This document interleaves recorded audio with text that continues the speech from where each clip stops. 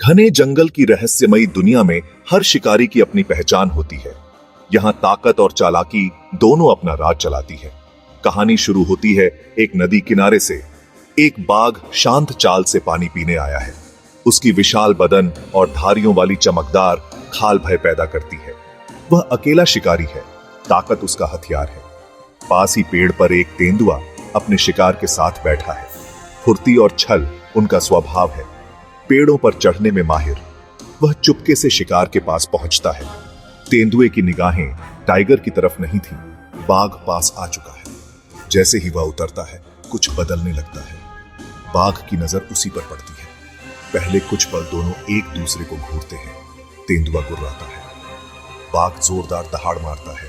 जंगल प्रतिध्वनित होता है। हवा में खौफ फैलता है। फिर अचानक तेंदुआ झपटता है।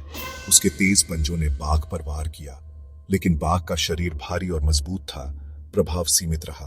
बाघ पलटवार करता है। उसकी ताकत ने तेंदुए को पीछे फेंका। तेंदुआ फुर्ती से उठकर पेड़ की ओर भागता है। बाघ भी पीछे दौड़ा। जंगल लड़ाई का साक्षी बन गया। धूल उड़ती, पत्तियां टूटती, संघर्ष तेज होता गया। यह सिर्फ शुरुआत थी। असली टकराव अभी बाकी था। यह टकराव चालाकी और ताकत की परीक्षा बन गया। तेंदुआ पेड़ों की मदद से बचता और हमला करता। बाघ अपनी जबड़ों और भारी मार से मुकाबला करता। कभी वह नीचे झपटता तो कभी बाघ के तेज वार उसे रोकते। यह टकराव तेज कतरों में बदला। चालाकी और शक्ति का लगातार पलटाव।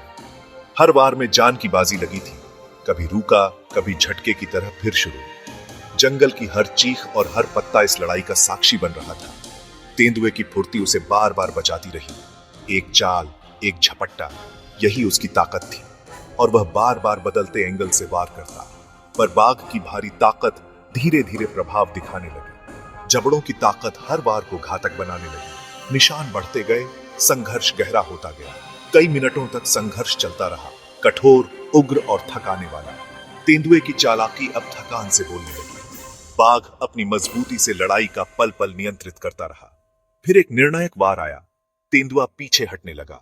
उसकी फुर्ती अब सीमित हो रही थी। धीरे धीरे वह पेड़ों की आड़ लेकर पीछे हटता है। बाघ ने एक दहाड़ के साथ अपनी जीत का ऐलान किया। जंगल फिर एक क्षण के लिए शांत हुआ। पर सबने देखा था क्या? कहानी का पाठ शुरू हो रहा था। जीवन और मृत्यु के बीच का नियम। अंत में तेंदुए की कमजोरी बढ़ने लगी और वह पीछे हटने लगा। बाघ ने अपनी पकड़ ढीली नहीं की। वह राजसी और सतर्क रहा। जंगल ने धीरे धीरे अपनी नाटक गोपनीयता में लौटना शुरू किया। बाघ फिर नदी किनारे बैठा, अपनी जीत का प्रतीक। यह लड़ाई हमें सिखाती है कि जंगल में जीवित रहने के लिए ताकत और चालाकी दोनों जरूरी है। तेंदुआ विजयी नहीं हुआ, पर उसकी फुर्ती हमेशा उसे खतरनाक रखेगी। असली जंगल वही है जहां हर दिन जीवन और मौत की कहानियां लिखी जाती है। बाघ अपनी शक्ति से जंगल का राजा कहलाता है और प्रकृति का चक्र निरंतर चलता रहता है। यहाँ हर दिन रोमांचक कहानियां लिखी जाती है। देखिए और सीखिए, प्रकृति को सम्मान दें। वन्य जीवों की सुरक्षा हमारी जिम्मेदारी है। इस जंगल की कहानियां जारी रहेंगी। अगर आपको ये कहानी पसंद आई हो तो सब्सक्राइब करें। रात आती है पर जंगल की कहानियां नहीं रुकती। धन्यवाद।